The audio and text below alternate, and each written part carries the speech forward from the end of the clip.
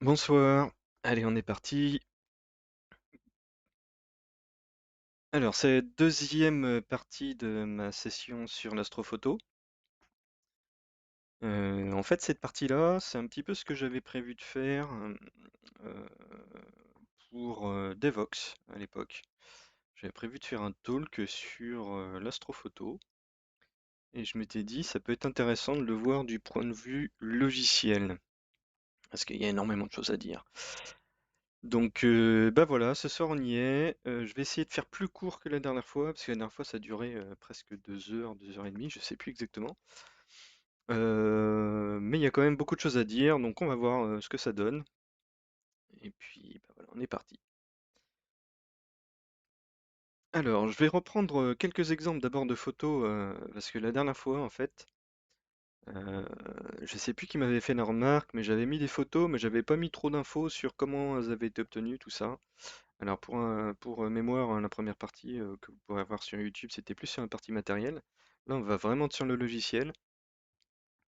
Donc là, bah, sur ces photos-là, par exemple la galaxie du tourbillon, c'est 400 poses de 60 secondes. Donc là, on verra après ce que ça veut dire 400 poses en termes de traitement logiciel.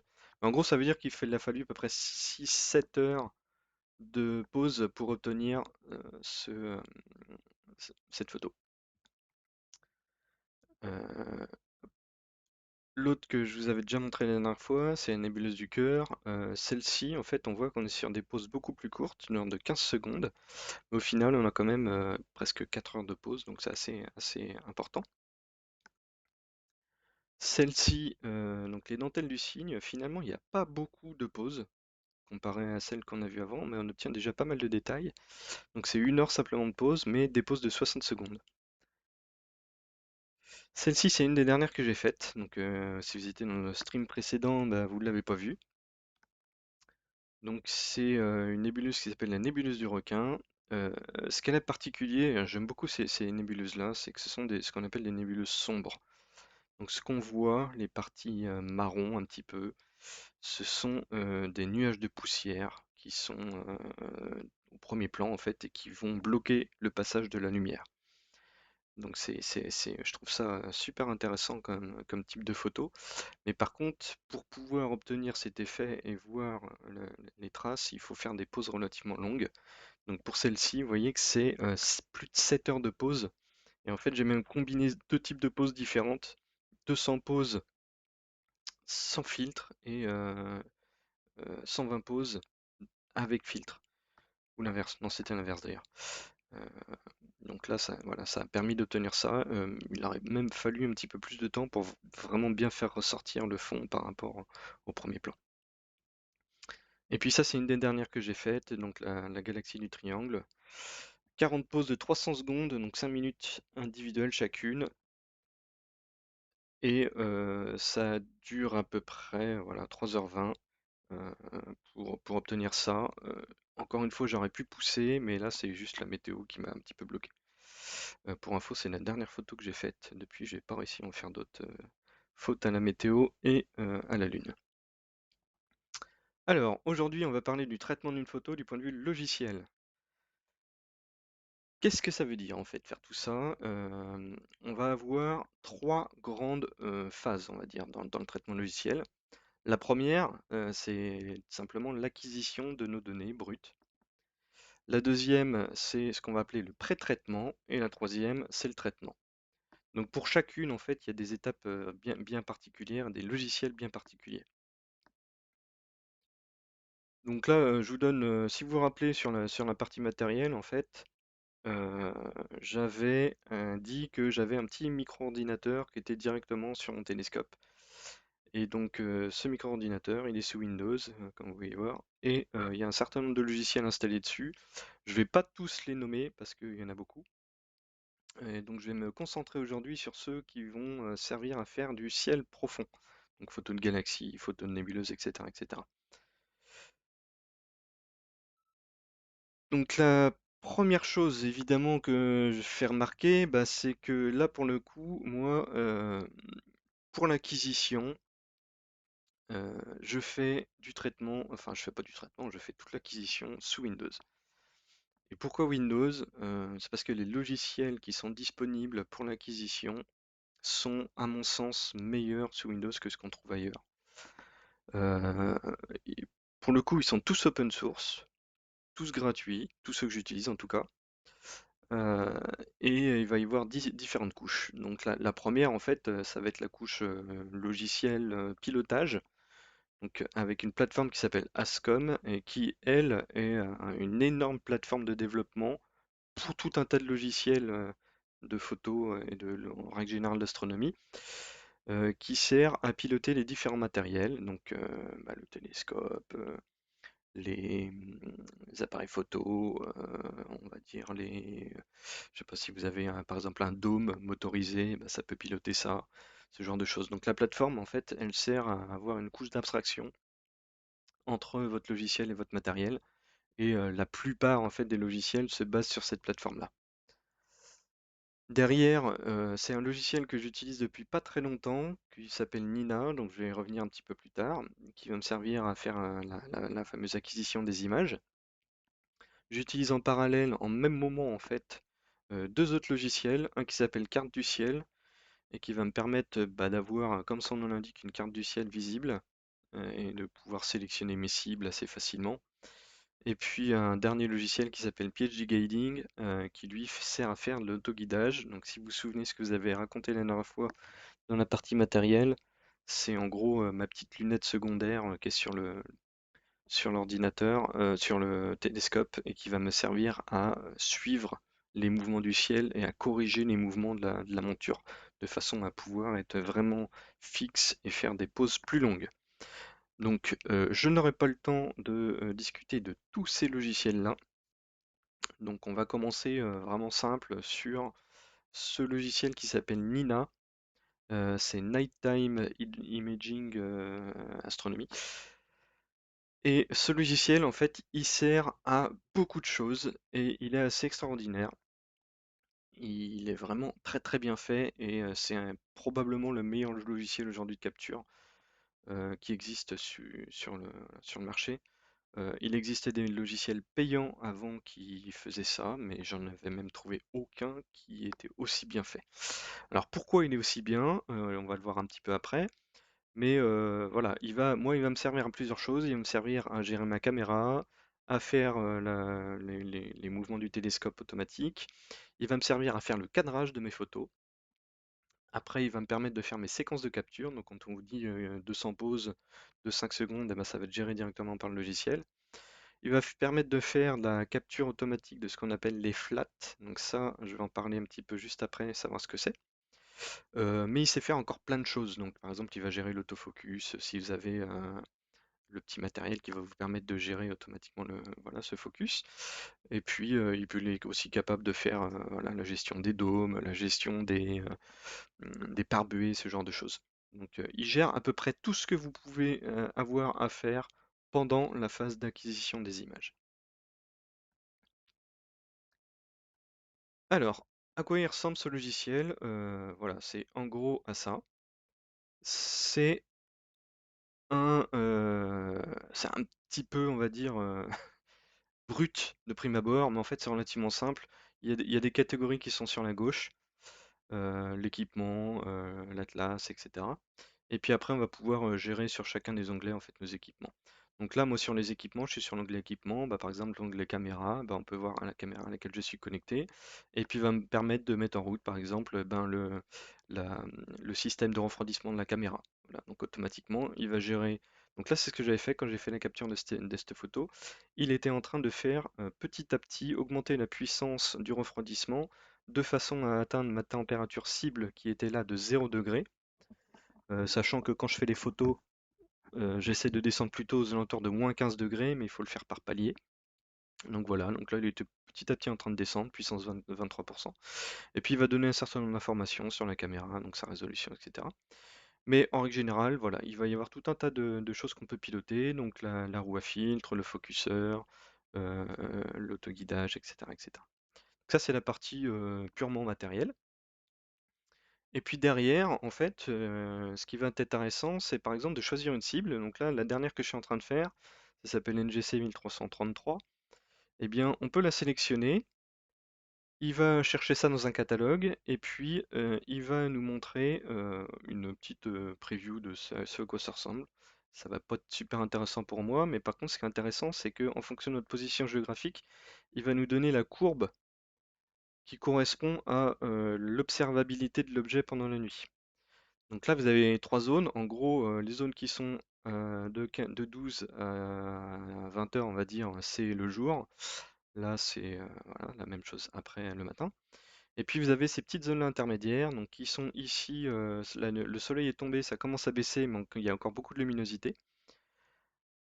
La deuxième partie qui est grise, en gros, on peut commencer à prendre des photos, mais il va encore y avoir un petit peu de visibilité du soleil, enfin ça va avoir un impact sur les temps de pause notamment. Et puis derrière, tout ce qui est en noir, en gros, c'est idéal. Donc là, ça veut dire qu'on est vraiment la nuit et on peut y aller. Alors idéal, sans prendre en compte la lune. Donc quand j'ai fait la capture, vous voyez que la lune elle était à 85%, ce qui est beaucoup trop lumineux pour faire du cercle profond. Donc j'ai vraiment pris cette capture juste pour vous, pour montrer à quoi ça ressemble. Et puis derrière, en fait, là, la petite courbe, plus on monte, plus c'est haut dans le ciel. Donc là, quand il nous indique le transit, c'est là où c'est au maximum au plus haut dans le ciel, donc à 74 degrés de haut. C'est très bien. C'est parfait, c'est vraiment quelque chose qui est pas mal. Donc là, on est sur un objet qui va monter relativement vite. Et donc on va se dire que à partir de 30 degrés, on est suffisamment haut pour pouvoir prendre une photo sans avoir trop d'impact sur la pollution lumineuse des villes qui sont, euh, on va dire, loin. Pour les proches, ça ne changera pas grand-chose. Et puis ça va aussi nous permettre d'éviter des perturbations de l'atmosphère qui peuvent avoir des effets indésirables. Donc ça, c'est super pratique en fait pour sélectionner et vérifier que les cibles qu'on va avoir dans la nuit sont intéressantes et qu'on va pouvoir effectivement faire notre capture dans la nuit. Au passage, je ne sais pas s'il y a beaucoup de monde là, mais si vous avez des questions ou si vous m'entendez mal, n'hésitez pas à me le dire. Il y a le chat et puis je répondrai au fur et à mesure, il n'y a pas de problème. Euh, donc une fois qu'on a fait ça, une fois qu'on a sélectionné notre cible, en fait, on a plusieurs choix. On peut aller directement slew, ça veut dire, hop, envoie le télescope directement dessus. Je le fais jamais. Par contre, ce que je vais faire souvent, c'est le Set for Framing Assistant. Et là, on va passer dans la phase suivante, qui est ce fameux assistant de cadrage de vos photos. Donc là, il va en fait aller chercher dans un catalogue des photos du ciel qui ont été prises par en fait, des scientifiques, hein, tout simplement des satellites scientifiques. Mais ça va nous donner intéressante, puisqu'en fait, le petit cadre que vous avez là en gris, il va donner ce qui est en fonction de votre matériel visible et ce qui sera dans votre photo. Donc là, si je fais ça, on sait que mon cadrage, il va être comme ça. Donc mon objet, il est là, et puis je peux potentiellement rebouger et refaire mon cadrage. Et notamment, ça va gérer la rotation, et même si on veut faire des mosaïques, ça va permettre de créer différents rectangles et positionner différentes choses. Et une fois qu'on a choisi notre cadrage, en fait, c'est là qu'on va passer à l'étape suivante, qui est la séquence. Et dans la séquence, on va pouvoir spécifier précisément le nombre de photos qu'on va vouloir prendre, donc le nombre de poses. Donc là, j'ai choisi 300 poses. Chaque pose individuelle va être de 60 secondes. Le type light, ça veut dire que c'est un type de photo donc qu'on appelle bah, simplement la photo light, c'est-à-dire que c'est la photo de ce qu'on veut prendre en photo, tout simplement, parce qu'après il y a d'autres catégories de photos. Je vais parler tout à l'heure du flat, c'en est une autre.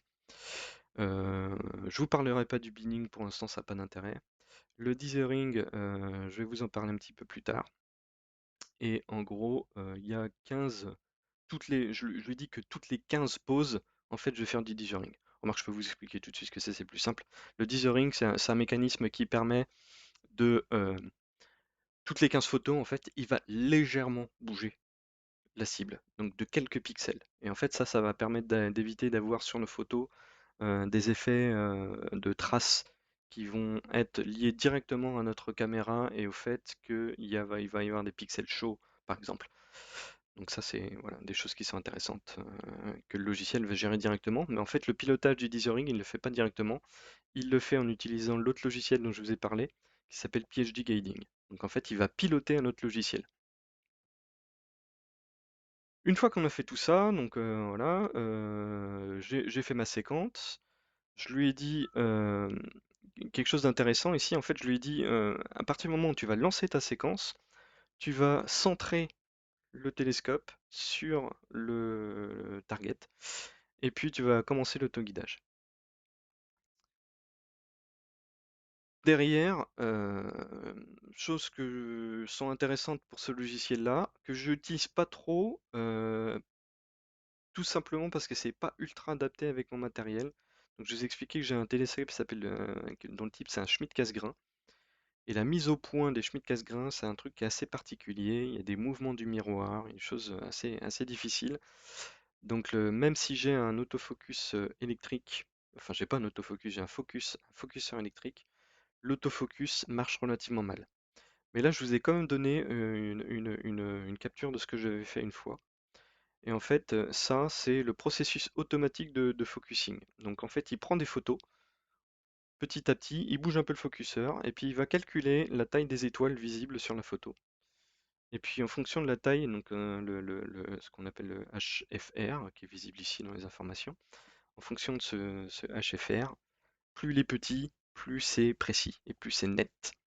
En fait, c'est super important pour nous d'avoir des photos nettes, évidemment, puisque ça nous permet d'augmenter les poses et d'avoir du détail. Donc en fait, il est capable automatiquement de bouger, et puis il va calculer ses courbes, et une fois qu'il a fait sa courbe, il dit, bah là, c'est en train de réaugmenter, je fais une interpolation, c'est de l'ordre parabolique, et donc le focuseur, il faut que je le bouge à cet endroit-là. Et là, ça sera bon. Alors moi, ça marche pas très bien, voilà, à cause de mon type de télescope, mais pour plein d'autres personnes, ça fonctionne super bien.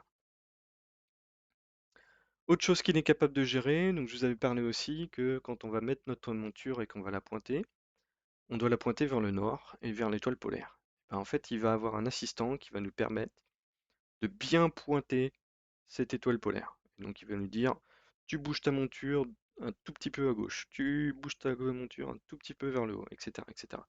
Et au bout d'un moment, on va dire, top, voilà, c'est bon, là, ton erreur, elle est pas mal. Donc là, en fait, j'étais arrêté ici, parce que 24 secondes d'arc d'erreur, c'est relativement bon et largement suffisant pour ce que je veux obtenir. Sachant que, voilà, plus vous êtes bon sur l'alignement, plus vous pourrez faire des pauses longues.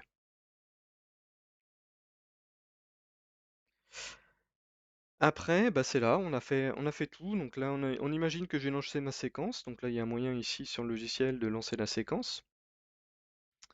Et puis on était rendu à la troisième, et puis on va voir un petit peu ce qui se passe. On va voir en gros sur mes photos comment ça se passe. La courbe qui est en bas, c'est cette fameuse courbe d'autoguidage.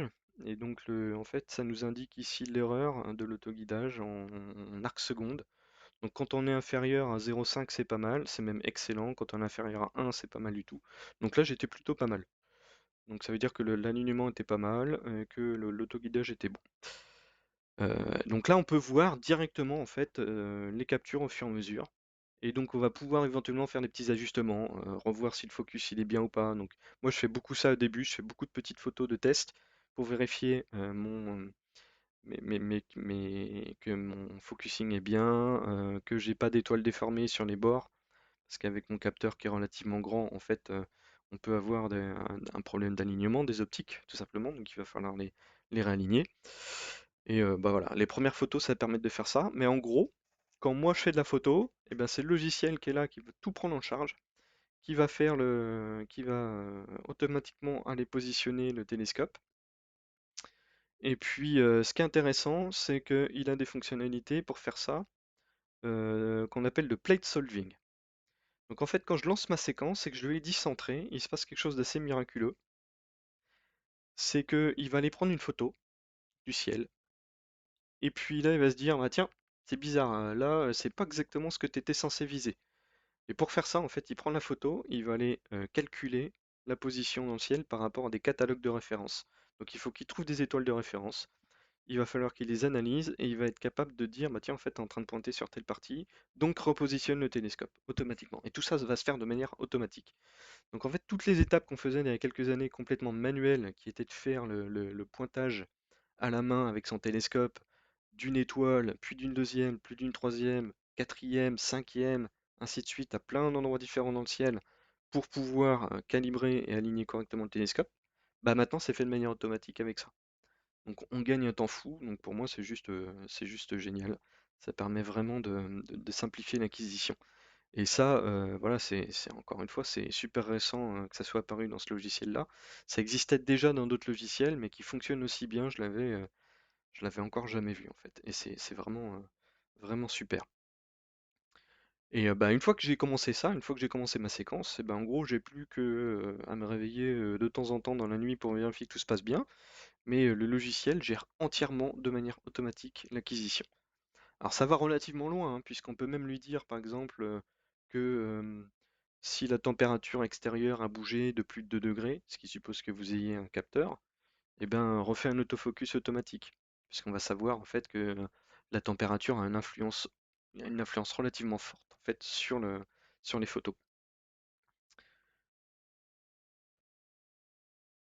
Après, voilà, quelques temps, bah, en fait, on peut zoomer et puis on va voilà, avoir pendant notre capture, en fait, là, on va voir le nombre de pauses que j'avais programmées. Donc là, 60 pauses, j'en suis à 49. Et puis après, là, ici, la petite barre de progression, c'est donc ça se mesure en secondes. Donc ça veut dire qu'il en est à 222 secondes sur 240. On peut voir qu'après un certain nombre d'acquisitions, en fait, il affiche aussi le Image History qui permet de recharger les images et de vérifier que tout s'est bien passé au cas où vous ayez des soucis. Mais en gros, voilà, il y a pour ainsi dire rien à faire. Tout est fait de manière automatique, une fois que vous avez programmé votre session. Donc là, bah, c'est un petit peu la seule partie que je pouvais pas vous montrer en live, parce que pour faire ça, eh bien, il faut qu'il y ait le ciel noir, il faut qu'il n'y ait pas de nuages, et puis il faut du temps. Et bah là, malheureusement, je l'ai pas, donc je ne peux pas vous le montrer. À savoir quand même que tout ça, donc je vous le rappelle, ça tourne directement sur mon ordinateur qui est branché sur mon télescope. Donc il tourne avec le télescope. Euh, pour autant, moi, il faut bien que je me connecte à ça, et donc pour ça, bah, j'utilise un module qui s'appelle VNC, hein, des connaître peut-être. Donc c'est un contrôle d'ordinateur à distance. Donc depuis mon ordinateur à la maison au chaud, en fait, je peux contrôler ce qui se passe au niveau de l'acquisition. Hop. Et puis là, on va passer vraiment au traitement logiciel.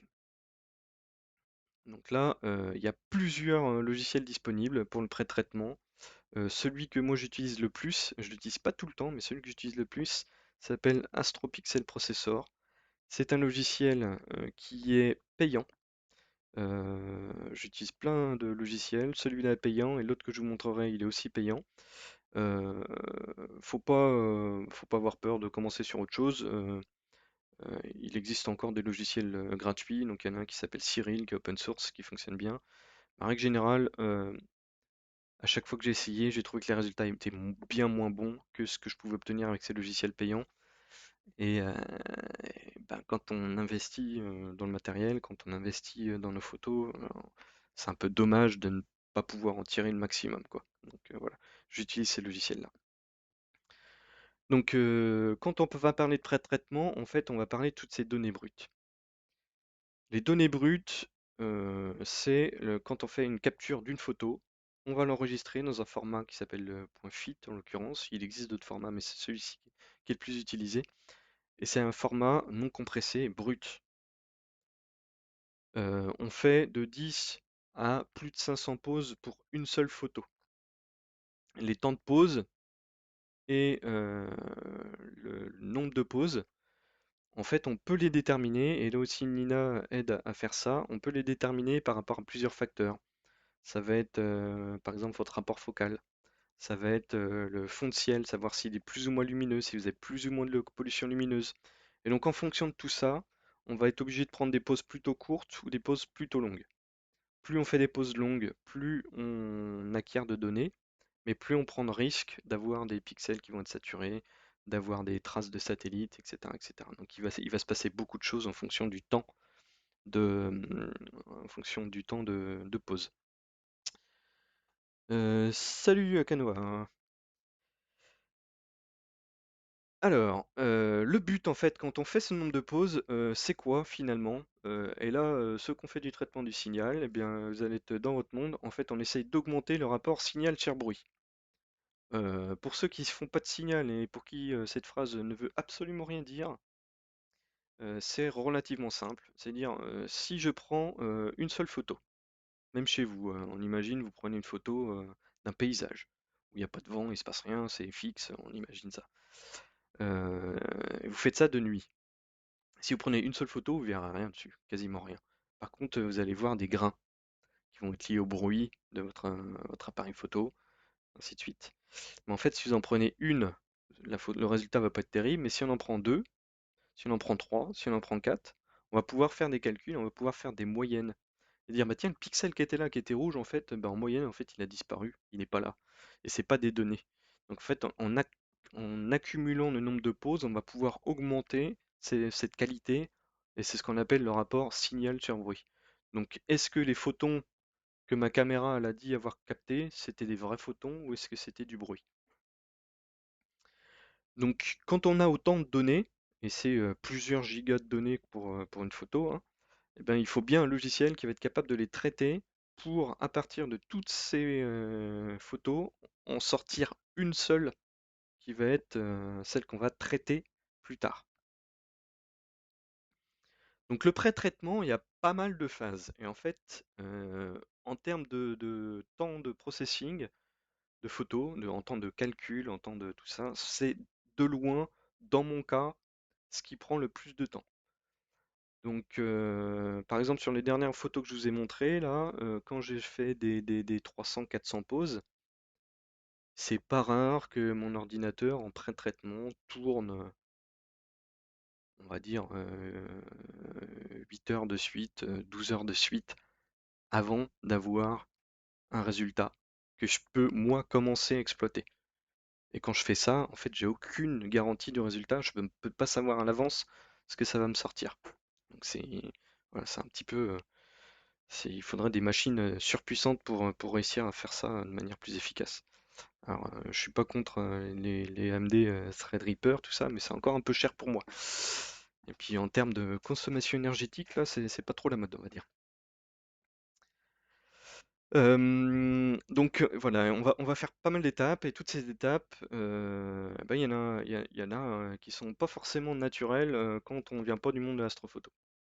Et donc on va avoir une étape qui va s'appeler la calibration, une qui va s'appeler la débayerisation, qui est optionnelle et qui pour le coup est liée à moi, le matériel que j'utilise. Je vais expliquer ce que c'est. Après, on va faire une sélection des photos, on va faire de l'alignement et on va faire de l'empilement. Alors, qu'est-ce que c'est que tout ça? Donc la calibration. Donc tout à l'heure, je vous ai dit un gros mot. euh, un petit M2. Qu'est-ce que ça veut dire un petit M2? Ou alors je suis pas réveillé. La calibration. Les flats, les darks et les bias. Alors, c'est un indispensable pour obtenir des belles photos. Au début, je faisais l'erreur de ne pas le faire parce que je me dis ça ne sert à rien, c'est compliqué. Quand je vois là, tout ce qu'il y a sur les tutos, ça a l'air compliqué à faire. On va s'en passer. Et mais en fait, si vous le faites pas, vos photos sont moches. Donc il faut le faire. Mais voilà, c'est pas très compliqué. Il faut juste comprendre à quoi ça sert. Donc c'est ce que je vais expliquer régulièrement. Le flat, en fait, ça va permettre de corriger l'effet qu'on appelle le vignettage. Donc on va voir après sur un exemple ce que ça donne. Ça veut dire que quand on prend une photo, et ben en gros, les bords autour sont moins lumineux que ce qui se passe au centre. C'est un effet d'optique qui est lié voilà, à pas mal de choses, mais bah, en fait, si vos photos sont sombres sur les côtés et lumineuses au milieu, c'est pas beau. Ce qu'on veut, c'est une photo qui soit uniforme. Donc les flats, ça va permettre de corriger ça. Et ça va permettre de corriger autre chose, qui est par exemple s'il y a des poussières sur l'objectif, sur la caméra ou sur le capteur, bah, ça va permettre de limiter l'effet de ces poussières. Donc ça, en fait, les flats, on en prend sur le ciel, soit au coucher, soit au lever du soleil. Et puis on va faire ça, on va en prendre, on va dire, une vingtaine. Et puis on va travailler avec ça pour corriger nos photos. Ensuite, on va avoir un deuxième type de photo de calibration qui s'appelle le dark. Celui-ci, il est assez particulier. Il va permettre de réduire en fait le bruit lié directement à votre caméra. Donc, suivant le type de caméra que vous utilisez, si c'est des caméras CMOS, si vous avez des caméras un peu anciennes, souvent il y a un phénomène qui s'appelle le hump glow, qui est un pattern en fait qu'on retrouve sur toutes les photos brutes. À partir du moment où on prend une photo, il y a une espèce de schéma qui s'affiche. Vous trouverez des photos relativement facilement sur Internet. Mais ça, en fait, on peut le supprimer en prenant ce qu'on appelle un dark. Donc là, voilà, on va prendre ces photos-là et puis on va permettre de corriger et de supprimer du bruit, en fait. Et de- donc ça va permettre de l'annuler. Donc on va faire une soustraction pour enlever ça. Et puis le dernier, pour le coup, lui est vraiment pas obligatoire, mais je vous conseille de le faire quand même, c'est le bias. Et donc lui, c'est-à-dire on prend une photo avec un temps d'exposition de 0 seconde, et puis on va regarder quelle est la valeur qui sont ressortis pour tous nos pixels. En fait, on va se rendre compte que c'est pas zéro. Pour chacun des pixels, la valeur du pixel, qui va être entre 0 et puis la capacité de de votre matériel, eh ben, voilà, c'est jamais zéro. Et c'est jamais zéro pour une bonne raison, c'est que comme il y a du digital quand même derrière, eh bien, il faut de la calibration et donc les appareils qui font la conversion du signal analogique vers le numérique, eh bien, ils sont calibrés de façon à sortir un signal à partir d'un certain seuil. Et donc pour éviter d'avoir des valeurs négatives et de couper votre signal, on rajoute en fait toujours un une petite valeur qu'on appelle le offset pour corriger ce genre de choses. Donc le bias en fait il permet de corriger ce genre de choses. Au final, donc le logiciel, lui, il va faire ça. Pour chacune des images, donc pour chacune de mes 400, on va dire, il va faire ce calcul, il va prendre l'image capturée brute, il va supprimer le bias, il va supprimer le dark et le bias, et puis il va diviser par le flat et le bias. Alors, avant avant de passer un petit peu, montrer ce que ça va donner, faut que je fasse un petit retour au matériel parce que je vous ai parlé de débayerisation. Donc là, je vous ai pris une fiche d'une caméra que j'avais il y a un certain temps, qui est une ASI 533. Et en fait, on a un certain nombre d'informations intéressantes dessus. Sa résolution, le type de capteur, donc CMOS, le bruit de lecture. Là, il est à 1 électron, ce qui est extrêmement faible. La capacité, voilà, ça, on s'en moque un peu. Mais par contre, ce qui va être intéressant pour nous, c'est plusieurs choses. C'est que c'est une caméra couleur. Et on va parler un petit peu de l'ADC, donc la conversion des valeurs analogiques vers le numérique, et du full well. Pourquoi? Parce qu'en fait, pour pouvoir expliquer pourquoi on a besoin de faire toutes ces calibrations et pourquoi on a besoin de faire la débayerisation, il faut comprendre comment fonctionne le matériel. Donc en fait, un capteur, appareil photo, ça fonctionne plus ou moins comme un œil, mais le signal qu'il va recevoir n'est pas traité exactement de la même façon.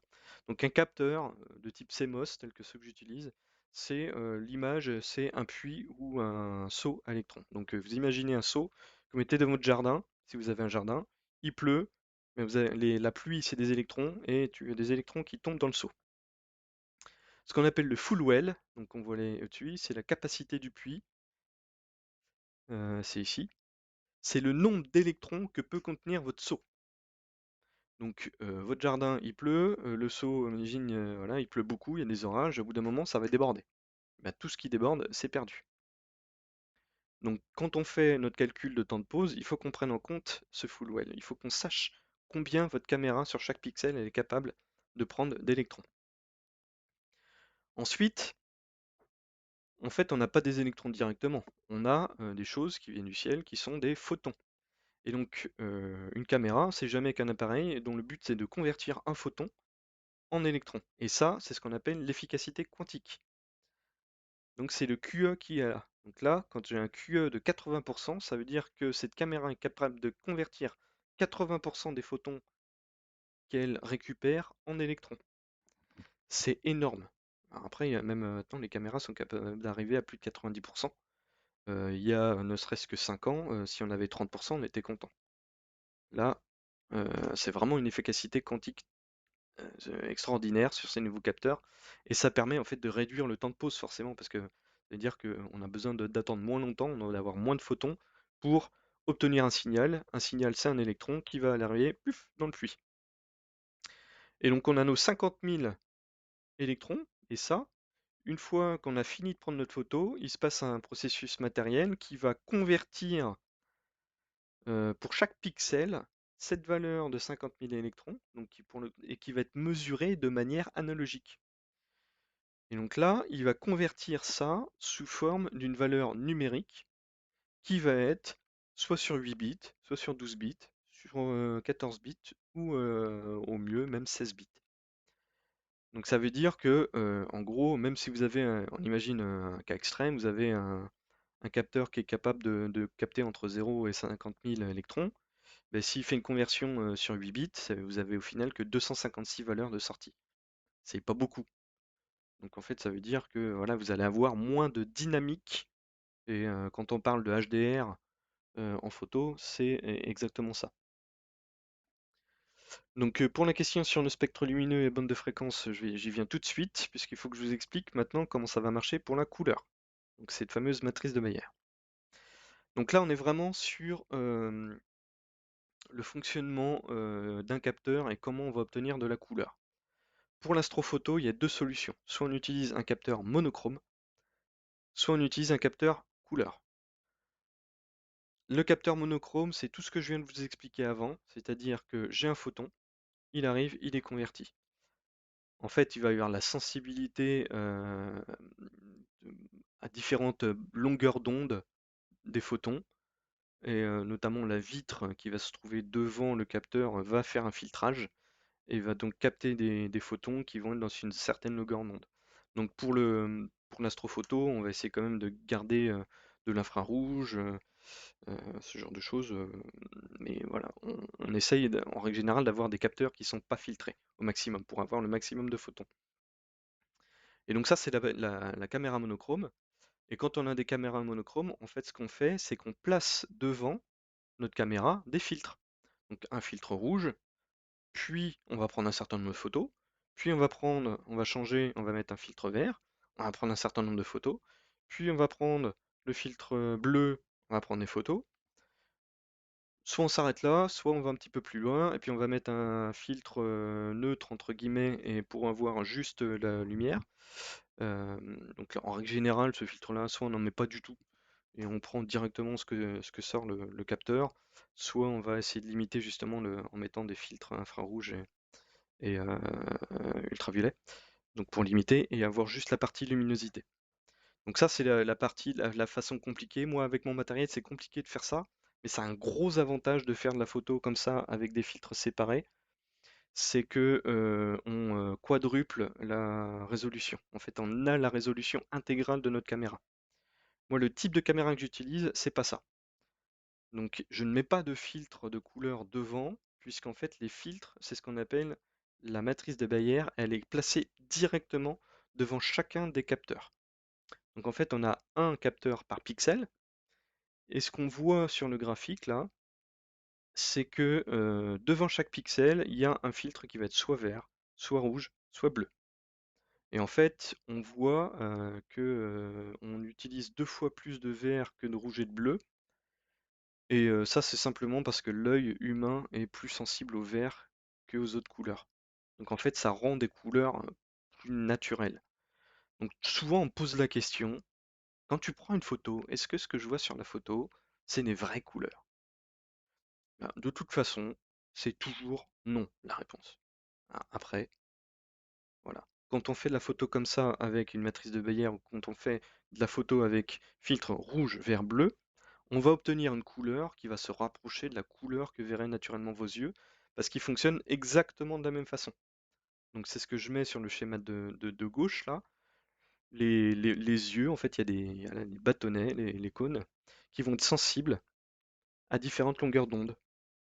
Et donc votre cerveau va recomposer une image exactement de la même façon. Donc nous, en fait, ce travail de recomposer la couleur, ben, il faut bien qu'on le fasse. Et donc c'est ce qu'on va appeler la débayerisation.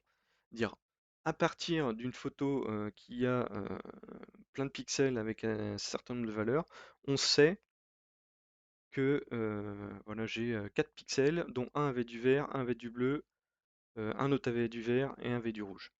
Et il va falloir que j'obtienne une photo qui a la même résolution, si possible, donc qui utilise la même capacité du capteur, mais qui va me restaurer des couleurs à peu près bien.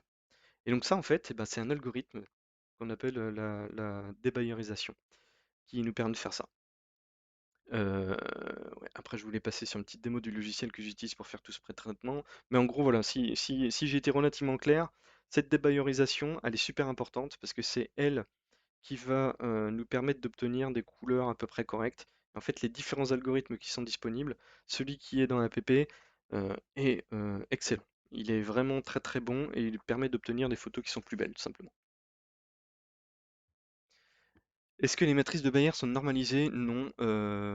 Il existe différentes matrices, donc elles sont pas forcément toutes dans le même ordre, mais en règle générale, le capteur et le driver permettent de savoir quelle est la matrice utilisée, et si c'est pas le cas, on peut le forcer. Donc là, je vais vous passer sur la partie démo du pré-traitement pour que vous voyez un petit peu à quoi ça ressemble. Je vais pas faire le pré-traitement parce que si je le faisais, ça prendrait, comme je vous ai dit, des heures. Donc ça n'a aucun intérêt, voilà, c'est pas le but. Je passe, hop, sur le logiciel pour montrer à quoi il ressemble. Donc app, c'est un logiciel qui est austère, hein, il est écrit en Java, c'est assez intéressant. C'est un logiciel en Java, c'est du Swing, et puis il y a plein d'onglets, et il n'est pas super facile au premier abord. Et vous remarquerez que les étapes, comme ça doit être un informaticien qui a fait ça, non d'ailleurs je crois que c'est un astrophysicien, euh, il y a une étape zéro. Mais quand on le charge, on arrive sur la page 1. Donc en fait le zéro, c'est là qu'on peut choisir ces fameux algorithmes de débayerisation. Donc en fait il en existe un certain nombre, et c'est assez intéressant. Donc en règle générale, on commence pas par bidouiller tout ça, on le laisse faire, et puis on va juste charger nos données. Donc en fait, ce qui est intéressant avec ce logiciel, c'est qu'il est capable de faire plusieurs choses. Il est capable de faire du multi-filtre. Donc comme je vous dis, mais en fait, moi, j'ai pas de filtre. Je prends mes photos directement avec une caméra couleur, donc je décoche systématiquement ça. Ensuite, il est capable de faire du multi-session. Donc ça, c'est super intéressant quand on fait des photos sur plusieurs nuits. Donc ce que j'ai fait moi en fait dans plusieurs fois. Et donc bah, sur différentes nuits, le ciel va pas être le même. Il va y avoir la lune qui va évoluer, la luminosité va être différente, vous aurez peut-être bougé votre matériel, donc voilà. Il va pouvoir quand même gérer ça, être capable de faire l'intégration. Ça, je vous en parle pas, ça n'a pas trop d'intérêt. Après, on va dire, tiens, je vais utiliser hop, NGC 1333, et puis on va lui passer les données. Donc là, hop, si je vais dans le dernier dossier d'acquisition que j'ai fait, on voit que j'avais 60 pauses. Hop, je peux charger. Je peux lui dire il n'y avait qu'une seule session. Et il m'a chargé mes images. Je peux cocher hop sur une et il va me la charger. Et voilà ce que ça donne. Donc là, en fait, l'effet de vignettage dont je vous parlais, on le voit très clairement là. On voit bien qu'ici, sur les côtés, c'est beaucoup plus sombre qu'au centre. Donc le but du logiciel, ça va être de corriger ça. Et pour corriger ça, en fait, je vais charger mes flats. Donc dans ma nuit, enfin le matin, j'ai fait des flats. Donc j'ai pris des photos du ciel. Et en faisant mes photos du ciel, eh bien j'ai obtenu quelque chose qui ressemble à ça. Voilà. Donc là, on voit que c'est une photo complètement claire, mais elle me donne des informations puisqu'on voit très clairement les défauts d'optique. Par exemple, voilà ce qui se passe très proche du bord. Et puis on peut voir, je ne sais pas si vous voyez bien vous sur le stream, mais ce genre de choses là, espèce de donuts qui sont là. Donc ça c'est des poussières. Et les poussières elles peuvent être un peu n'importe où. Mais en gros, chaque photo a ce défaut-là. Le fait de prendre le flat, ça va nous permettre de corriger ça. Parce qu'on va faire en gros une division. Donc vous imaginez que là je vais diviser par un nombre très petit, donc ça va faire monter énormément la valeur des pixels. Alors que là ça va être normalisé à 1, et si je divise par 1 divisé par 1, ça fait toujours 1, donc ça ne changera rien sur le centre. Donc en fonction de la valeur, en gros, ça va permettre de corriger l'illumination et d'avoir quelque chose qui va être plat, d'où le nom flat. Après, donc je peux charger mes darks. Donc là, en fait, ce que j'ai, moi, c'est ce qui s'appelle une bibliothèque de dark, puisque je peux les faire à l'avance, parce que ces darks-là sont faits, en fait, en fonction du temps de pause. Donc là, mes temps de pause étaient de, sur celle-ci, c'est une bonne question, je crois que j'étais à 300 secondes, voilà, 300 secondes. Donc je vais retourner sur mes darks. Donc je vais faire ça, library, hop, -10 dark, donc 300 secondes. Je les prends, et là, si je les charge, ceux-là, bah, ça va pas vous montrer grand-chose, parce que c'est noir. En fait, vous imaginez que quand on prend ces choses-là, faut que je zoome vraiment beaucoup, beaucoup pour voir du bruit, mais le signal est extrêmement faible. Donc ça, c'est le signal de ma caméra quand on prend une photo qui dure 5 minutes avec un bouchon devant. Donc en fait, il n'y a rien. Il ne peut pas y avoir de photons qui arrivent. Donc c'est vraiment, on mesure le bruit de la caméra. Donc sur cette caméra que j'ai, en fait, le bruit est extrêmement faible. Et ce que je vous disais, donc sur d'autres types de capteurs, en fait, vous allez avoir des darks qui vont être, par exemple, qui vont avoir des pics là sur les côtés, ou de l'autre côté, ou voire en haut à gauche. Donc ça, c'est ce qui se passe en fait quand on charge la photo, ça va introduire ce genre de biais. Donc ça va permettre de corriger. Je vous parle pas des dark flats et tout ça parce que ça n'a aucun intérêt. En tout cas, moi, je n'en ai jamais fait. Ça veut pas dire que ça n'a pas d'intérêt pour beaucoup de monde, mais en tout cas, voilà, c'est pas le plus important ici. Et puis derrière, donc j'ai mes fameux bias, et là c'est pareil, on va voir que finalement, il n'y a pas grand-chose dedans. Les bias, ça va permettre de mesurer la base, et il faut vraiment encore zoomer énormément pour voir qu'il se passe quelque chose. Et encore là, il y a Java qui travaille, qui fait l'interpolation, donc bon, je suis même pas sûr que le signal soit vraiment vrai. Donc une fois qu'on a fait ça, on a chargé, et puis on passe à la deuxième étape. Donc la deuxième étape, c'est la calibration. Donc là, bah, il va falloir calibrer nos images, donc c'est faire tous les calculs que je vous disais, donc bah, supprimer le dark, supprimer le bias, diviser par le flat, tout ça. Donc ça, c'est la calibration qui fait ça. Donc il y a pas mal de paramètres qu'on peut tweaker, mais en règle générale, les paramètres de base sont bons. Donc j'ai pas besoin de trop vous passer de temps là-dessus. Je vais passer plus à la partie suivante qui va être plus intéressante. Donc en fait, une des choses dont je vous ai pas parlé encore, c'est ce fameux alignement des photos. Euh, Quand on prend les photos, je disais tout à l'heure, il y a du dithering. Le dithering, ça fait bouger la photo de quelques pixels. Mais ça, c'est un cas qui est relativement simple, ça bouge de quelques pixels. On peut aussi avoir les photos prises sur plusieurs nuits, ou on peut avoir simplement une monture qui est mal calibrée, et puis petit à petit, en fait, ça se décale. Donc en fait, si on veut pouvoir faire, à partir de ces 400 photos, ou là, les 60 que j'ai, obtenir quelque chose, eh bien, il va falloir aligner toutes nos images. Donc pour les aligner, il faut qu'on fasse ce qu'on appelle une détection des étoiles. Et donc on va faire une détection, on va lui dire, ben, essaie d'en trouver au moins 500 dans l'image, et il va les marquer. Et après, le but du register, donc l'enregistrement en français si vous voulez, c'est de prendre tous ces points et de les aligner les uns les autres sur les différentes photos. Et donc, en règle générale, il y a une phase qu'on va faire qui va permettre de prendre une image qu'on va dire de référence. Et donc, les autres vont s'aligner sur cette image de référence. Donc, l'image de référence, on va essayer de prendre dans les brutes celle qui est à peu près la plus belle, voire celle qui a le cadrage le plus intéressant. Et donc, pour faire ça, là, c'est encore des choses qui sont, pour moi, assez magiques de réussir à faire de l'alignement de photos aussi facilement, entre guillemets. Il existe plusieurs algorithmes, mais en gros, ils fonctionnent à peu près tous de la même façon. C'est soit on va détecter des triangles, soit on va détecter des quadrilatères ou des pentagones.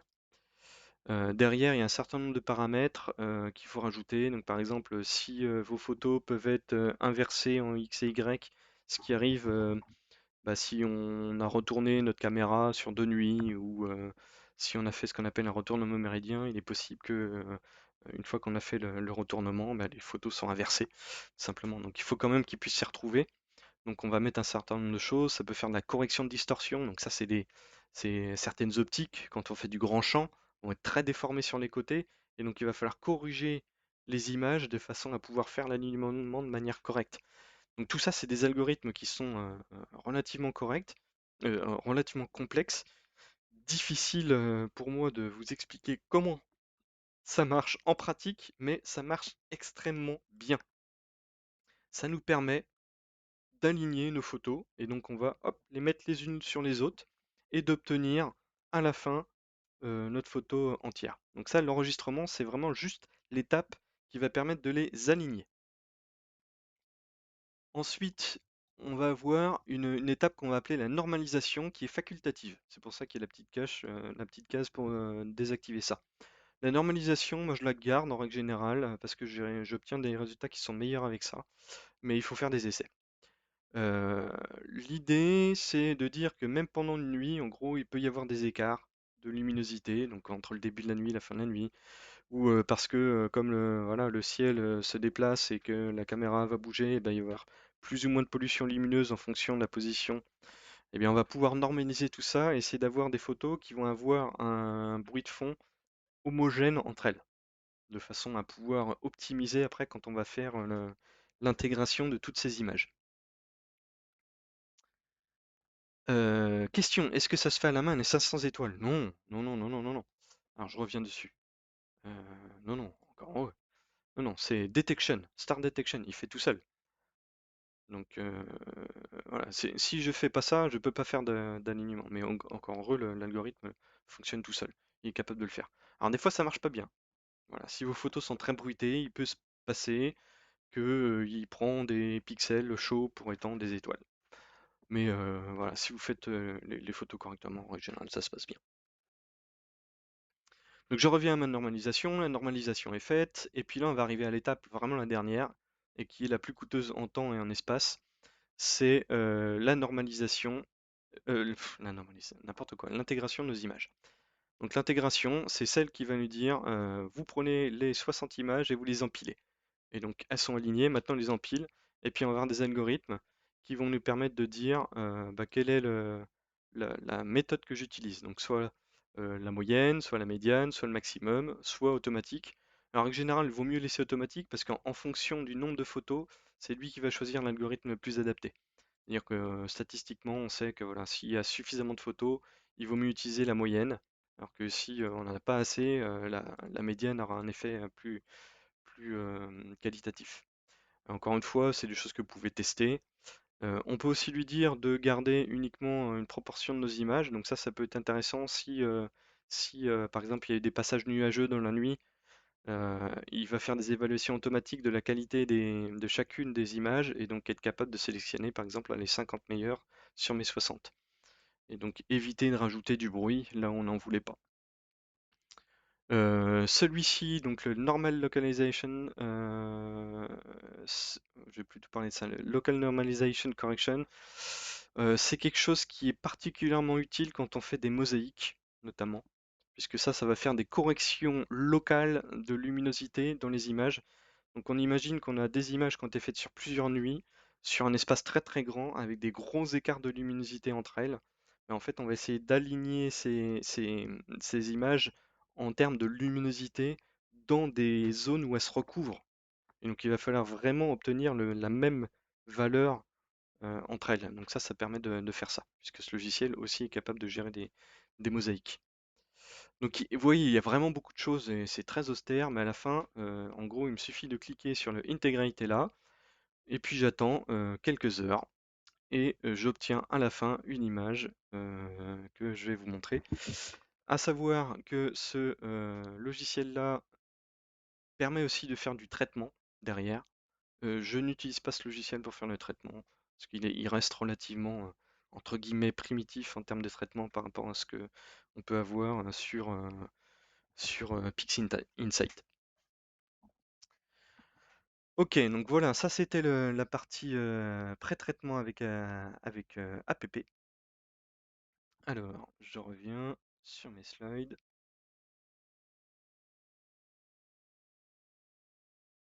Et j'ai dit que je ferais plus, que je serais moins long, mais j'arrête pas de causer, je suis vraiment trop bavard.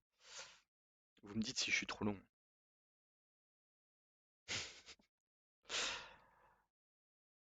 Allez, on repart. Donc, maintenant, le traitement. Donc, je vous ai dit tout à l'heure, le traitement, ça se fait avec plusieurs logiciels. On peut le faire avec Cyril, on peut le faire avec APP, on peut le faire avec PinSight.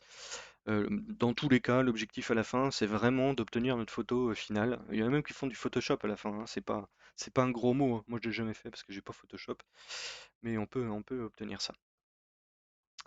Et puisque, encore une fois, c'est plus parlant avec des démos, eh bien, je vais le faire avec une démo. Et donc, je vais retourner, hop, sur mon petit poste de démo, et puis je vais vous montrer ça. Alors, PixInsight, voilà, c'est un logiciel qui est extrêmement intimidant la première fois qu'on se retrouve devant. Euh, les menus parlent de process. Quand on regarde les process, il y en a une quantité astronomique. C'est assez effrayant. Donc là, ce que je vais faire, c'est ouvrir la photo que j'obtiens à la fin de l'intégration dans APP. Donc là, je vais aller dans hop, mon T7, Work, et voilà, j'en ai obtenu une ici.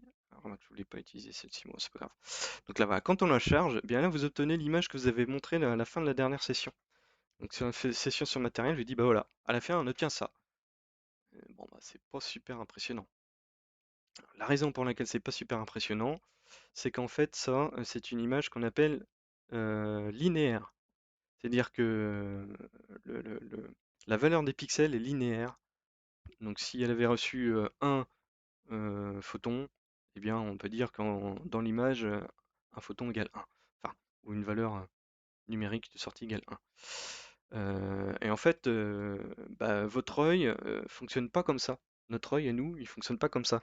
En fait, plus il reçoit de photons, plus il va amplifier le signal. Il se passe quelque chose de magique dans le cerveau, et en gros, il va être capable d'obtenir une image qui va ressembler plutôt à ça. Donc votre cerveau, de manière transparente, va être capable de faire ça. Donc avoir une image qui va ressembler à quelque chose derrière. Donc ça, c'est mon image sortie d'intégration, donc le fameux NGC 1333. Donc photo que j'ai pas mis en public encore parce que j'ai pas fini de la traiter et en fait je veux obtenir plus de données parce que je trouve que j'en ai pas assez. Donc je vais pouvoir vous montrer un petit peu pourquoi. Mais voilà. Donc là on voit déjà plusieurs choses. Cette image elle est assez intéressante. Donc là ce que j'ai fait c'est juste une combinaison de touches qu'on peut faire ici. C'est un stretch. Donc en fait ça va être une exponentielle plus ou moins, c'est plus compliqué que ça, mais pour pouvoir faire ressortir les pixels. Et donc ça va nous donner une idée de ce que ça donne en vrai. Et quand on fait ça, eh ben, on voit déjà un certain nombre de défauts. Et on voit que bah, sur les bords, c'est pas top. Et c'est normal, c'est parce que c'est ces fameux alignements. Donc en fait, j'ai eu un retournement méridien, j'ai eu des photos qui ont été décalées, qui ont été réalignées entre elles. Et en fait, sur certaines parties de l'image, j'ai beaucoup moins de signal que j'en ai sur le milieu. Donc la première chose qu'on fait, en règle générale, c'est d'aller dans les process et faire ce qu'on appelle un dynamic crop. Donc prendre une partie de la photo où c'est pas trop moche, et puis on va travailler dessus. Donc là on regarde et puis on va dire tiens je vais prendre ça. Cette partie-là, voilà. Je capture et je fais ça. Donc là à partir de là, je vais faire en fait quelque chose qui est spécifique à ma démo parce que sinon ça serait trop long de faire les traitements.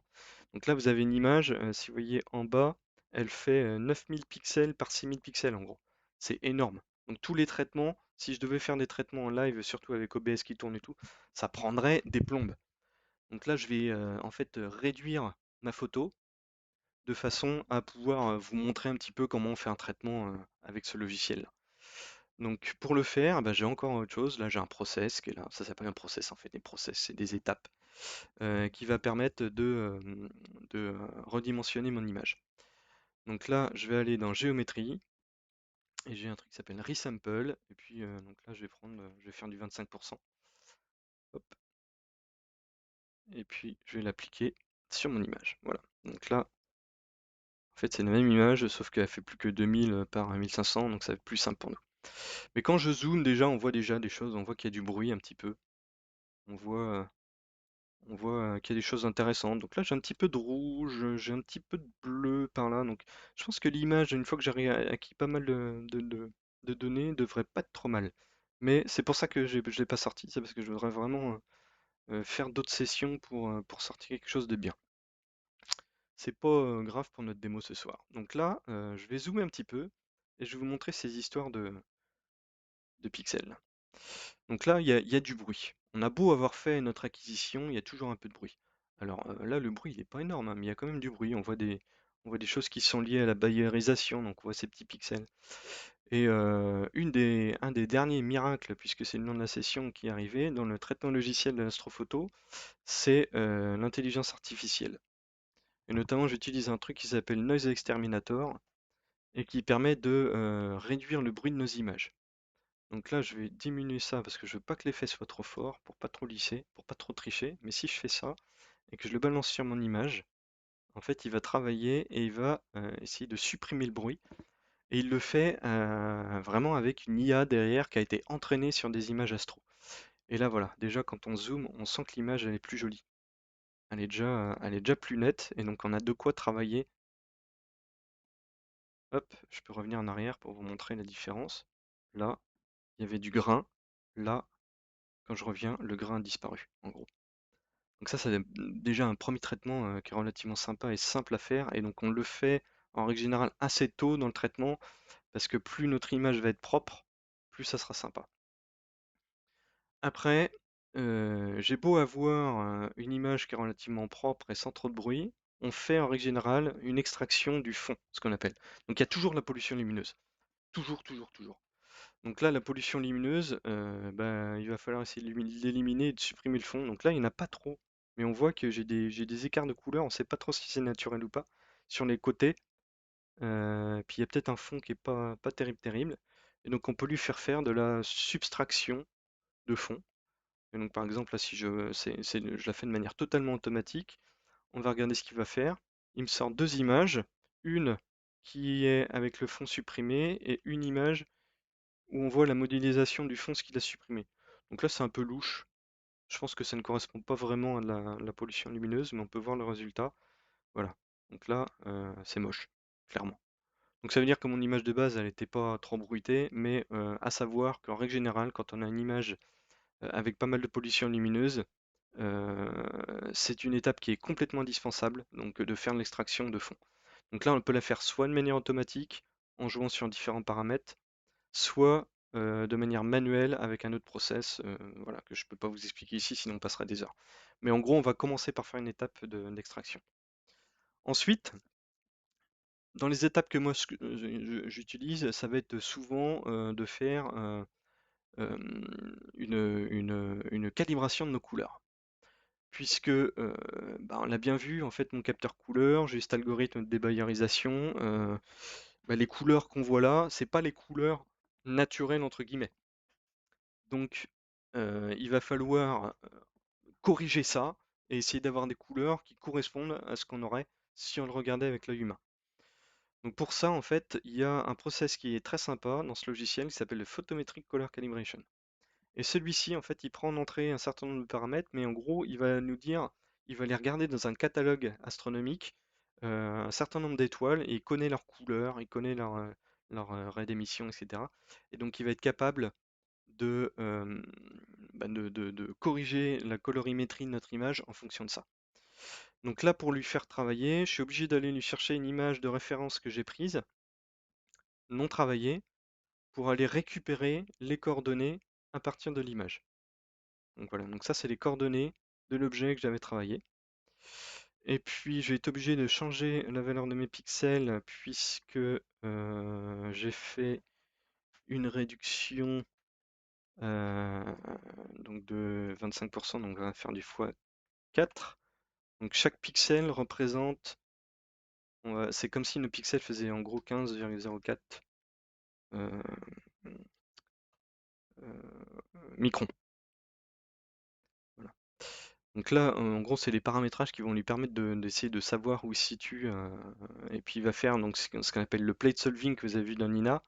Bah là, il va le faire aussi, mais de façon à trouver des étoiles. Donc là, il y a tout un tas de paramètres pour de la détection d'étoiles, la réduction du bruit, tout ça. Et puis, il est capable de faire ce qu'on appelle le background neutralization. Donc là, c'est encore quelque chose qui est intéressant. Tiens, quelque chose de rigolo sur cette image-là. Je ne l'avais pas vu. Je sais pas si c'est du signal ou si c'est du bruit. Mais on va regarder en gros là une zone où c'est relativement sombre et puis on va regarder les couleurs en bas. En fait, si vous voyez ici, il s'affiche, donc de la petite barre en bas, il s'affiche les valeurs des pixels normalisés. Donc on est de l'ordre de 0,011, 0,012. Donc ça veut dire que c'est la valeur du fond à peu près. Donc là, je vais le mettre ici. C'est 0,0, non 0, hop, 0,12. Et donc là, ça va nous permettre de supprimer un petit peu ce fond et d'avoir un fond plus neutre. Donc quand je fais ça, avec un peu de bol, là il devrait être capable, voilà, il est en train de me télécharger le catalogue de photos. Et voilà. Donc là il vient de faire le plate solving, il vient de découvrir où étaient où étaient mes étoiles, et il vient de faire la balance des blancs, en gros. Donc ce que fait votre appareil photo dans votre smartphone ou machin, c'est exactement toutes ces étapes-là. Alors évidemment, il n'utilise pas des étoiles, mais il fait de la calibration automatique. Hop, et puis on obtient ça. Alors là, c'est une erreur, ça ne devrait pas être comme ça. Donc ça c'est intéressant. Ça veut dire que ma valeur de upper limit là était pas bon. Donc je vais revenir en arrière parce que là mon image est moche. Et je vais le désactiver. Donc là c'est toujours en pareil, c'est des. Voilà, il faut faire des essais, il faut faire ce genre de choses. Je vais le désactiver parce que je vais pas passer ma vie là-dessus, mais en gros on obtiendrait une image plus propre si je prenais la bonne valeur. Hop, je reviens ici. Pourquoi il me fait ça? Alors là j'ai quelque chose que je ne comprends pas.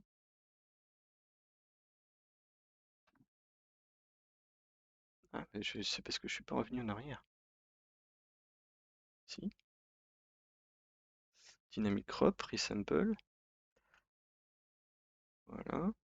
Je refais mon extermination de bruit, s'il vous plaît. Voilà. Et c'est ça que je voulais. Bon alors, ça marche pas? Si ça marche pas, c'est pas très grave, mais vous voyez qu'il y a un petit peu d'artisanat, hein. Bon, bah écoutez, je sais pas pourquoi il me sort ça, c'est moche, on revient en arrière. C'est l'effet Bonaldi, un classique des démos, c'est pas grave. Mais en gros, on pourrait obtenir une image bien plus jolie que ça. Enfin, bien plus jolie. Tout est relatif. Ok. Donc on va dire que voilà, la calibration photo est faite, photométrique est faite. Une fois qu'on a fait tout ça, il y a encore dans le logiciel des choses relativement sympas à faire. Donc il y a vraiment, je vous dis, il y a énormément de process. Donc il y a beaucoup de trucs qui vous permettent de faire du traitement. Là, je vais vous montrer les étapes principales que j'utilise. Et notamment, il y en a une que je trouve intéressante. Donc là, je vais dupliquer mon image et je vais la nommer Starless. Ok. Non, alors d'abord, je vais faire une autre étape. Je vais faire le fameux stretch pour passer du linéaire à ce qu'on voudrait obtenir en tant qu'humain. Donc là, je vais le faire la version rapide. Je vais faire du Easy Soft Stretch. Donc ça, c'est des plugins qu'il y a dans le logiciel pour pouvoir faire voilà, là, c'est le stretch, mais il y a plein de fonctions. Hop, et je duplique. Et donc là, ce que je voulais montrer, c'est le Starless. Et donc là, encore une fois, on va faire appel à de l'IA. Donc je vais utiliser un processus qui s'appelle StarNet. Et donc je vais lui cocher create un star mask et je vais balancer ce process sur cette image. Donc là il va travailler, en espérant que OBS tienne le coup, et il va analyser mon image et essayer d'extraire toutes les étoiles pour obtenir une image sans étoiles. Et en fait ça c'est relativement intéressant, on va voir pourquoi. Donc là il est en train de travailler. Si je le faisais sur la vraie image, ça serait monstrueux voilà, le temps de traitement. Et là j'obtiens maintenant deux images, une qu'on appelle starless, donc sans les étoiles, et une où j'ai juste les étoiles. Et ça, c'est intéressant parce que ça va me permettre de faire des masques. Et donc, par exemple, je vais prendre alors, c'est pas les étapes que j'utilise en vrai. En vrai, je fais plus de détails, hein. Mais je peux prendre le star mask qui est là, le balancer ici, et on voit un masque qui s'est affiché. Donc je peux choisir de l'afficher ou pas, de l'inverser. Donc là, si je l'inverse, on voit que c'est devenu rouge pour les étoiles. Et je peux choisir de ne pas l'afficher du tout, mais le masque est quand même actif. L'avantage quand on fait ça, c'est qu'en fait, on vient de placer un masque sur notre image, donc il y a une partie du traitement qu'on peut faire uniquement sur les parties masquées. Donc là, je vais prendre un process, par exemple, pour faire typiquement ce qu'on appelle la réduction d'étoiles. Donc je vais aller dans Morphology et faire le Morphological Transform. Et ça, le but, ça va être de réduire la taille des étoiles. Donc, par exemple, si on veut pouvoir faire sortir la nébuleuse par rapport aux étoiles, eh ben, on peut utiliser ce genre de process. Donc là, si je fais ça et que j'utilise ce process, alors je crée une preview pour que ça prenne moins de temps. Hop, je vais le faire ici. On va le voir directement sur ma preview. Si je l'envoie ici, hop, ça réduit mes étoiles. Mais pas le fond, ça ne touche pas au fond de mes données. Donc là, si c'est pas trop mal, c'est moche, hein, mais c'est vraiment pour vous montrer. Voilà, petit à petit, je peux diminuer, donc je peux le faire plusieurs fois, voilà. Et donc ça va permettre de réduire des étoiles. Alors sur cette photo, c'est pas forcément intéressant, mais il y a des endroits dans le ciel où en fait il y a énormément d'étoiles, voilà, dans la Voie lactée. Et ces étoiles peuvent être gênantes pour bien distinguer les objets qui vont être comme les nébuleuses. Donc c'est vraiment, voilà, c'est intéressant pour faire ce genre de choses et permettre d'avoir on va dire, le côté artistique, de faire ressortir un objet dans une photo. On peut faire des choses intéressantes aussi, comme par exemple, donc là je vais supprimer mon masque, je le suis, hop, remove. À partir de cette image-là, extraire les différentes composantes. Donc là par exemple, extraire la partie noir et blanc, donc juste la luminosité. Donc là encore, ça peut servir à faire des masques. Ou alors, extraire les couleurs. Donc là, je vais avoir le bleu qui va être ici, le vert qui va être ici, et le rouge ici. Donc là, en fait, j'ai euh, différentes couches en fonction de ce que mon algorithme a réinterprété comme étant du vert, par exemple, ou du bleu, ou du rouge. Voilà, on peut faire ce genre de choses.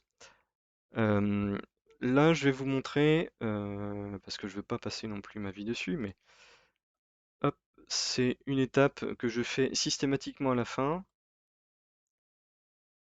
Je vais utiliser, alors, encore une fois, c'est grossier, mais je vais extraire juste la partie luminosité de ma Starless. Et je vais utiliser ça en masque.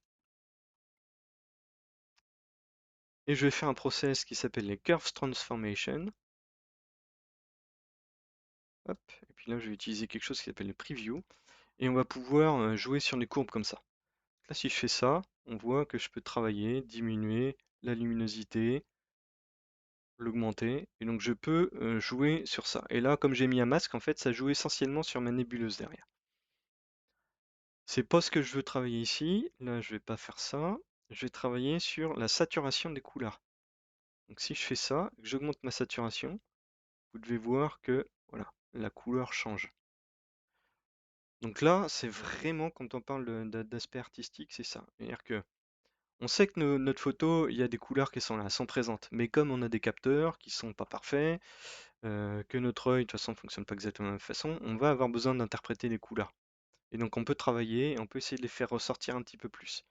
Donc là, on peut jouer. Donc soit, on va dire, les traitements à l'européenne vont plutôt jouer dans ces zones-là, là, pas trop travailler. Et puis vous avez les traitements à l'américaine, où là, ils vous font péter les couleurs de partout. C'est pour ça que souvent vous avez des galaxies, des photos de galaxies avec des super couleurs un petit peu partout. En règle générale, si vous avez ça, c'est que c'est des photos qui sont sursaturées en couleurs. Donc tout le but, en fait, c'est d'avoir un traitement qui va être plus ou moins naturel et d'obtenir une photo qui va ressembler à ce que verrait un œil s'il avait la capacité à capter autant de lumière. Ça, c'est vraiment pour des images en RVB, donc rouge, vert, bleu, où on va vraiment travailler sur cette saturation-là. Par contre, pour ceux qui ont des caméras monochromes, ils vont soit travailler sur du rouge, vert, bleu, soit travailler sur complètement d'autres filtres. Donc par exemple des filtres H-alpha, ce genre de choses. Et donc ils vont faire des photos qui vont prendre qui vont capter en fait des émissions de raies particulières au niveau des étoiles. Donc par exemple, est-ce que c'est l'émission donc qu'on appelle H-alpha? Est-ce que c'est d'autres émissions? Et en fait, derrière, bah, ce qu'on récupère, c'est plus des photons entre guillemets rouge, vert, bleu, mais c'est des raies d'émission. Et il n'y a pas vraiment de couleur qui correspond. Donc on va dire, bah tiens, le H-alpha, ça correspond plutôt au rouge. Et donc on va essayer de remapper ça, et donc vous obtenez des images en fausse couleur pour le coup. Et ça, c'est typiquement les images que vous voyez qui sont dans ce que s'appelle la palette Hubble, avec très flashy, avec du vert, du rouge qui pète, du bleu de partout. Tout ça, c'est des photos qui sont pas en couleur naturelle, mais qui permettent de voir des choses que l'œil ne verrait pas. Donc c'est du signal qui existe, par exemple du signal infrarouge, que votre œil ne peut pas voir. L'œil ne voit pas l'infrarouge. Par contre, le signal, il est là. C'est vraiment quelque chose qui existe. Il y a quelque chose dans le ciel qui émet ça. Et donc, bah, pour vous le faire voir, on va le décaler dans des couleurs plus ou moins visibles. Et donc là, c'est pareil, eh bien, on va pouvoir jouer sur plein de paramètres dans ce logiciel-là pour traiter. Euh, À la fin, voilà, ce qu'on obtient, c'est vraiment une image. Là, il y a beaucoup de défauts sur cette image qu'il faut corriger, mais par exemple, on voit ces étoiles qui sont là, qui sont un petit peu déformées. Vous voyez? Si je zoome vraiment de beaucoup, on voit qu'elles ont.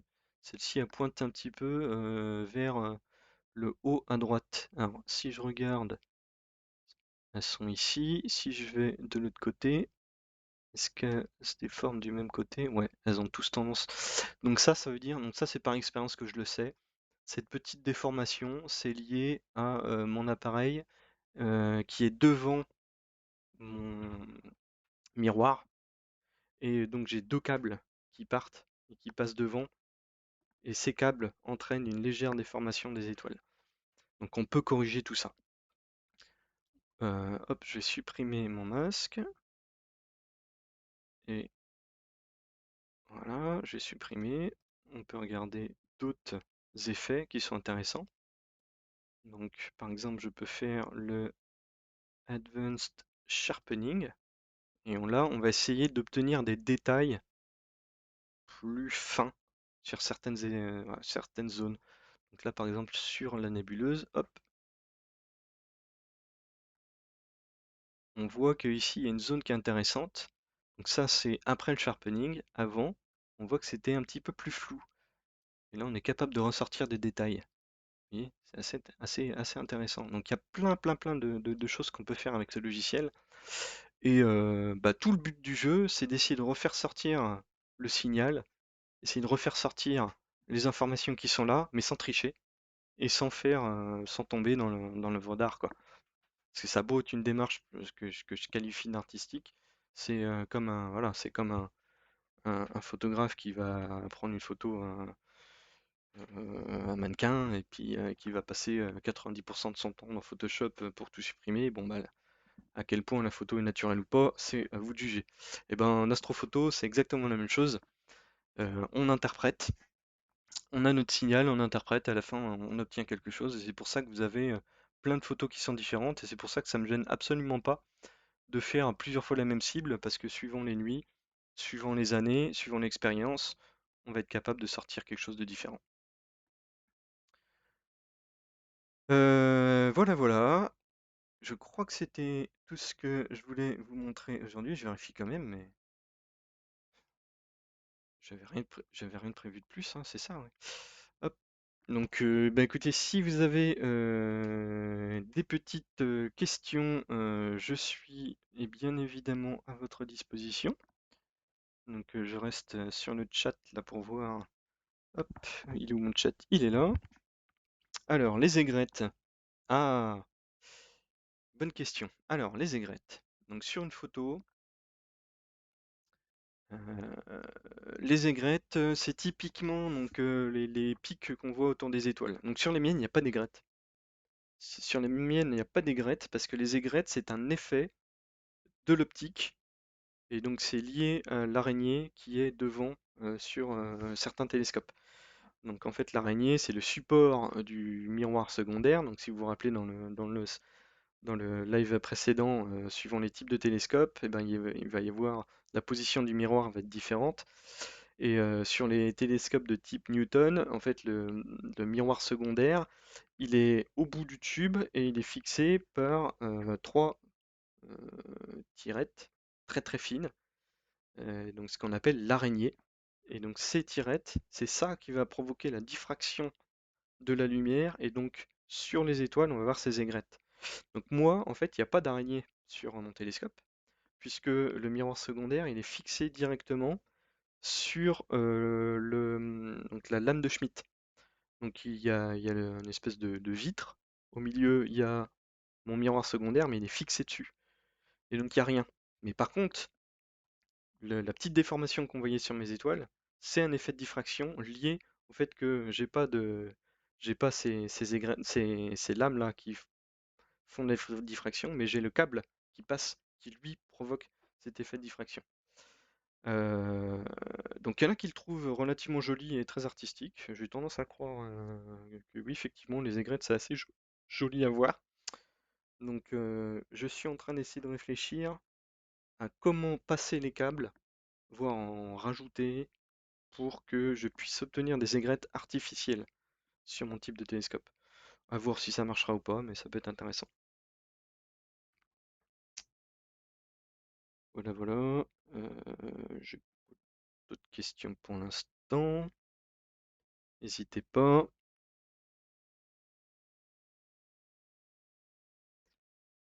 Alors, que je regarde, je vais repasser. Ah oui, mais vous êtes deux là. Forcément. Bon, bah c'est un cours privé en fait.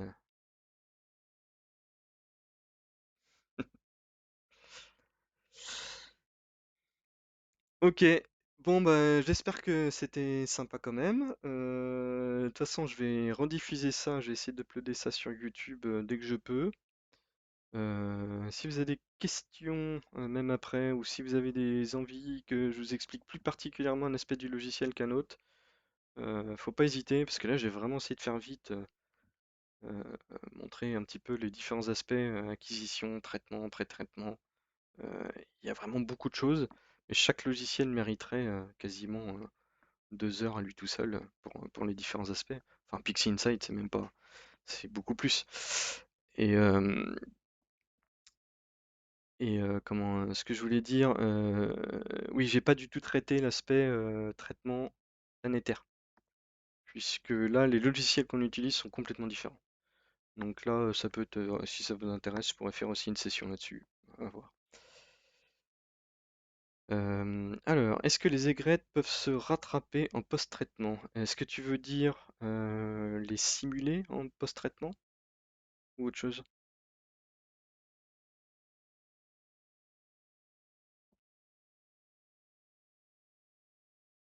Parce que les simuler, c'est compliqué. Enfin, je connais pas de process qui permettent de le faire. Ah, peut-être qu'avec de l'IA, on pourrait réussir. Mais, mais en tout cas, voilà. Non, pour vraiment pour vraiment obtenir des aigrettes, il faut. Après, il y a des gens qui font l'inverse, qui aiment pas les aigrettes et qui essayent de supprimer de leurs photos. Le problème, c'est que bah, quand tu as des aigrettes, il faut imaginer le signal qui est dessous. Mais on peut imaginer avec encore une fois, avec l'IA, qu'on puisse obtenir ce genre de choses, puisque là, elles sont bien capables de supprimer les étoiles de, de l'image et d'imaginer en fait le fond derrière. Donc, ouais, c'est ça, c'était pour supprimer. Mais donc non, je connais pas de process ni pour en rajouter ni pour en supprimer, mais je sais qu'il y en a qui essaient de les supprimer. Ouais. Voilà, voilà. Eh bien, merci et puis bah, à la prochaine fois. Bonne soirée.